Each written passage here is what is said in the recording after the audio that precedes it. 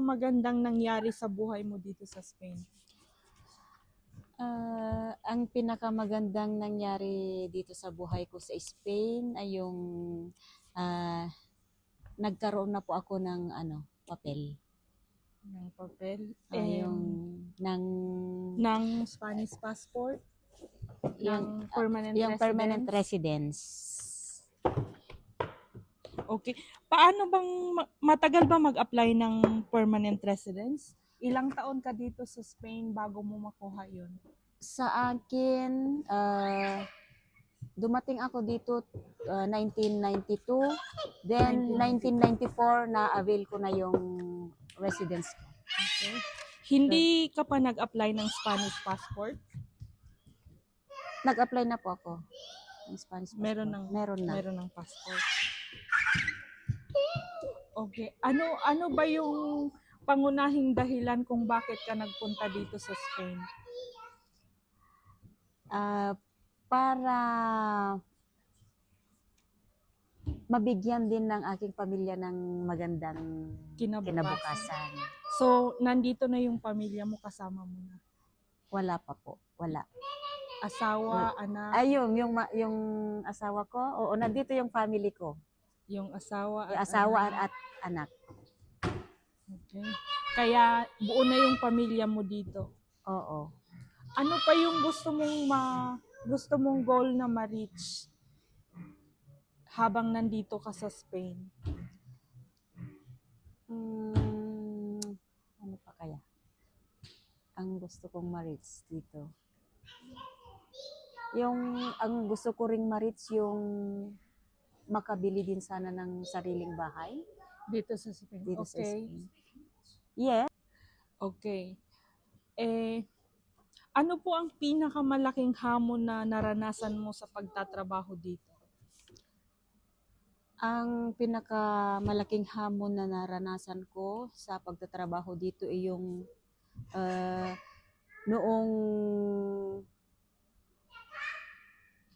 nagkaroon na ako ng anak. Mhm.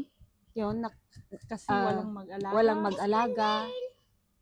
Nagpaalaga ako sa iba para lang makapagtrabaho.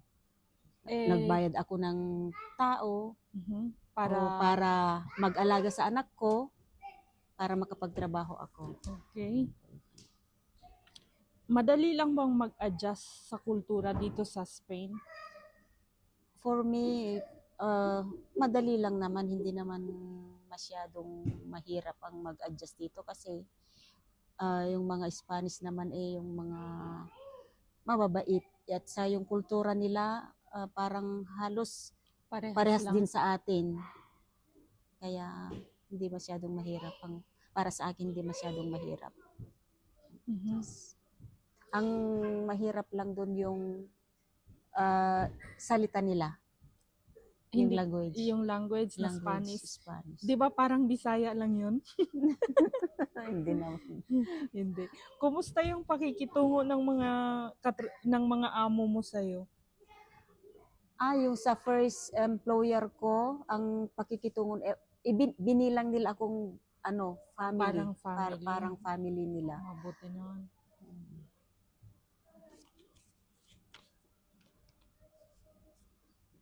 Ano ang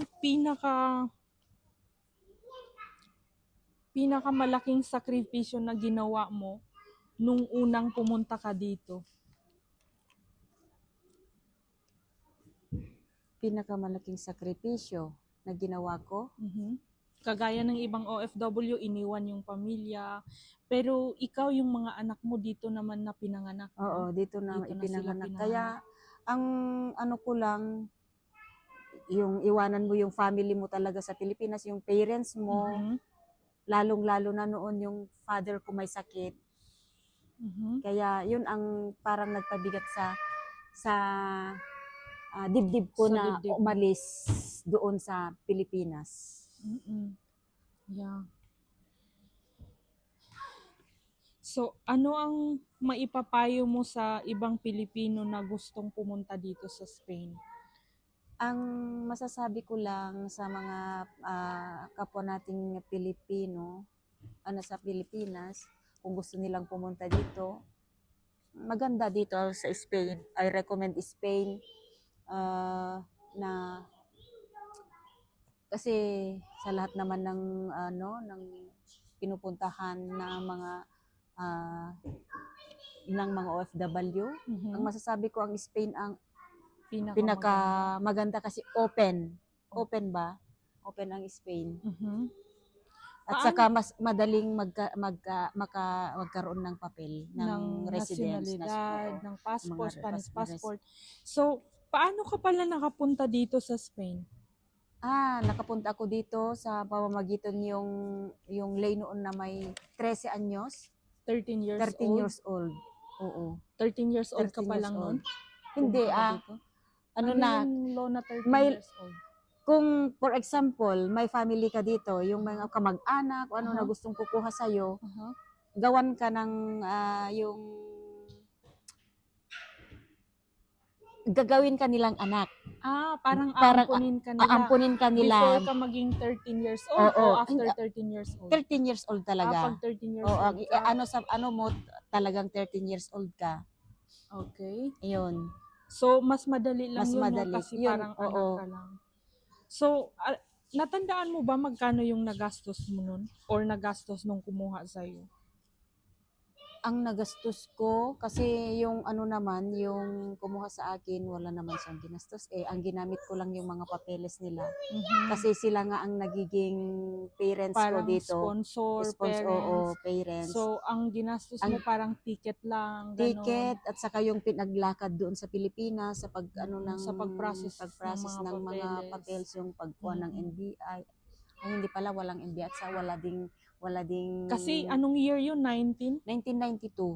1992, ang tagal na, no? Oo, mag-ano na ako, 34 years 34 years? Ano yung 34. masayang moment sa 34 years mo dito sa Spain? Ang pinakamasayang moment na yung nakuha ko na yung asawa ko at saka pinanganak ko na yung mga anak mo. Dalawang anak ko yun. Ilang taon na sila ngayon? Yung panganay ko, 23 at saka mag-i-18 na rin yung isa. Good. Okay, sige. Thank you.